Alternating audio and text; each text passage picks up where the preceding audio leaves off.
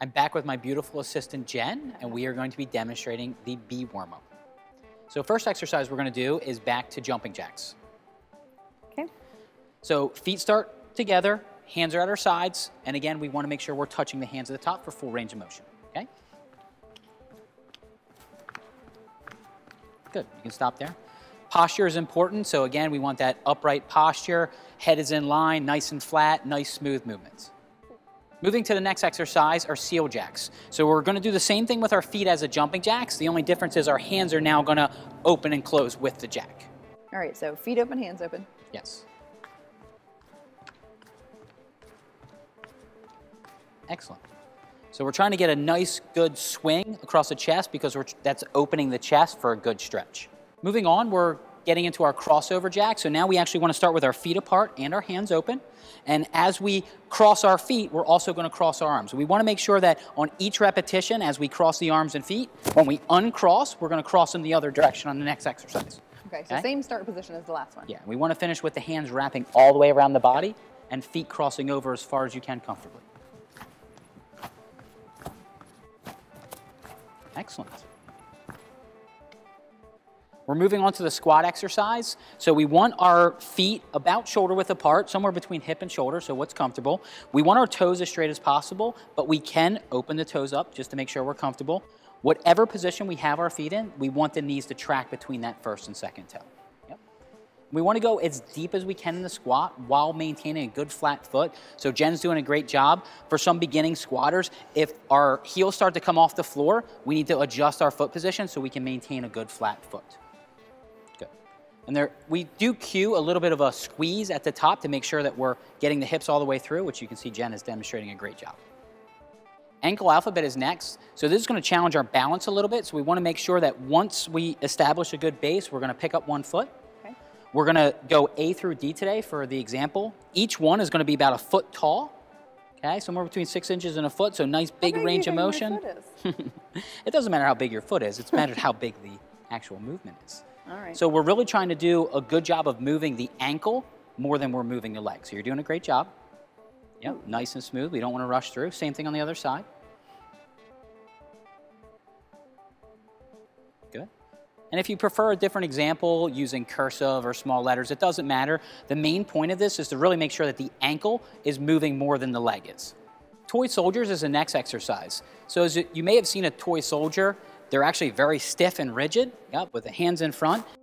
Going to be kicking her foot up to her hands. It's important she remains that good posture. We don't want to over-accentuate by taking a big swing or we're getting into hyperextension. So good controlled swings of the leg. Good. So she's getting a little bit of a hamstring stretch. Excellent. Without forcing range of motion. Good. Backwards walking hamstring touch is going to be the next exercise. So Jen is going to demonstrate this by taking a step back.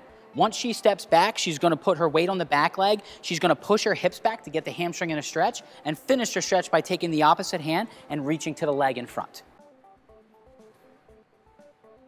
Good. Transition right to the next one. Good. Again, good flat back posture. Her head is in a neutral position. She's not moving the shoulders up and down. Good. And she looks like she has pretty good hamstring flexibility here. If for any reason you need a little bit more range of motion, you could add a little bit of a knee bend if you need to, but we like to make sure, we would like to make sure that that leg is as straight as possible because the straighter the leg is, the more hamstring extension and stretch you're going to get. Good. Spiderman walk is the next exercise. So like the name sounds, it's actually going to be a forward lunge. We're going to drop the elbow inside the leg, and then we're actually going to crawl the hands into the next lunge and elbow drop. So whatever leg is in front, that elbow is going to drop. Good crawl position. Yeah. It's important to get that foot outside the hand before we drop that elbow for a stretch. Good. And again, the elbow does not have to touch the floor. We don't want to force range of motion. We want to get just a little bit of a stretch. Good. You can stop there. Quad pull to toe touch is the next exercise. So you're going to turn and face me. Okay. So what Jen's going to do is she's going to grab above her foot, okay, at the ankle. It's important that when she extends the knee backward, she's going to get a quad stretch before lowering herself into an RDL position.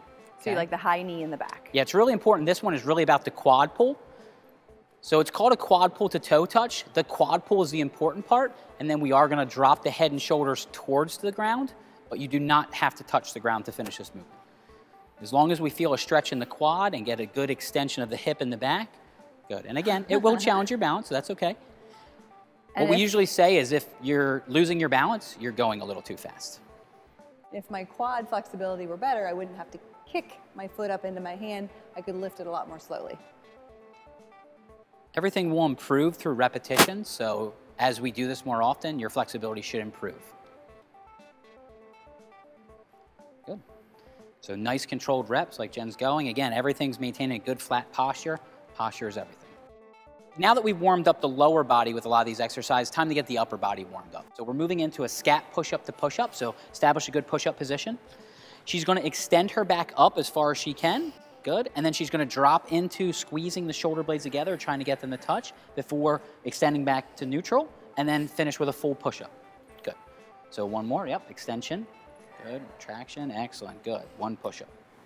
So Jen's doing a great job of demonstrating a good elbow position, nice and tight to the body. It's okay to flare the elbows at a 45 if necessary. If we start going a little bit wider than that, it puts a lot of stress on the shoulder, so we wanna make sure we're paying attention to that.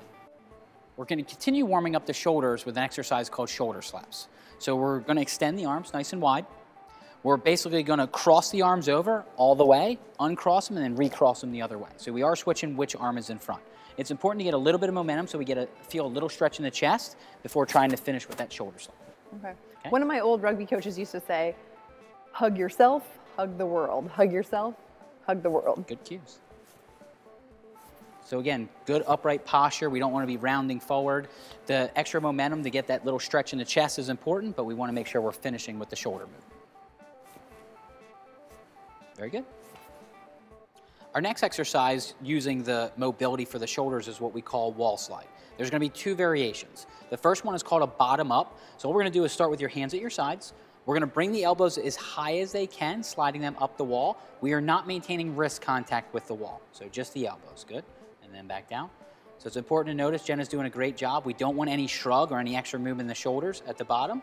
So elbows, yep. It's so tempting to shrug. Yep. So we're just getting the best range of motion we can.